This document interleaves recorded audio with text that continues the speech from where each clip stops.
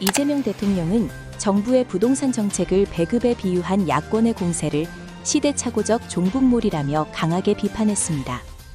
이 대통령은 망국적 부동산 투기에 대한 옹호를 멈춰야 한다고 강조하며 서울 강남권에서 수억 원 하락한 급매물 기사를 공유해 정책 효과를 시사했습니다. 서울발 전세난이 안양, 평촌과 하남 등 경기권 주요 학군지로 번지고 있습니다.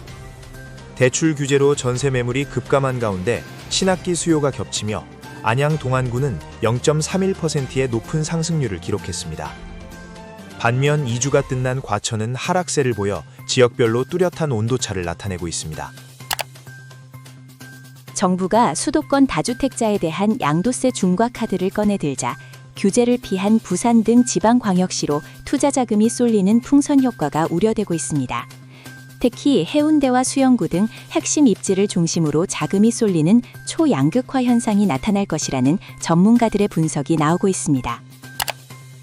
서울 한강 이남 11개 구의 중소형 아파트 평균 가격이 사상 처음으로 18억 원을 돌파했습니다.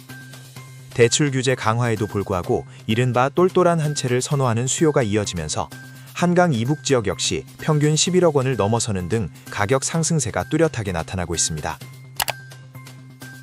5대 시중은행의 주택담보대출 잔액이 1년 10개월 만에 처음으로 감소했습니다. 강력한 부동산 규제와 금리 인상 여파로 분석되며 전체 가계대출 역시 2달 연속 뒷걸음질 쳤습니다. 증시 상승 기대감에 따른 투자자금 이동으로 요구불 예금 또한 역대급 감소폭을 기록했습니다. 청와대는 다주택자 양도소득세 중과 유예 제도를 오는 5월 9일 예정대로 종료하겠다고 재확인했습니다. 시장의 혼란을 차단하기 위해 유예 연장은 없다는 대원칙을 강조한 것으로 풀이됩니다.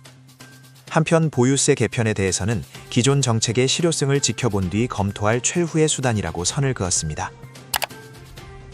정부가 다주택자 양도세 중과 유예 종료 방침을 고수하면서 서울 송파와 강남 등 일부 지역에서 호가를 수억 원 낮춘 급매물이 나오고 있습니다. 하지만 토지거래 허가구역 규제와 임대차 계약 등 복잡한 사정이 얽혀 있어 전체적인 매물 폭증으로 이어지기에는 한계가 있다는 분석입니다.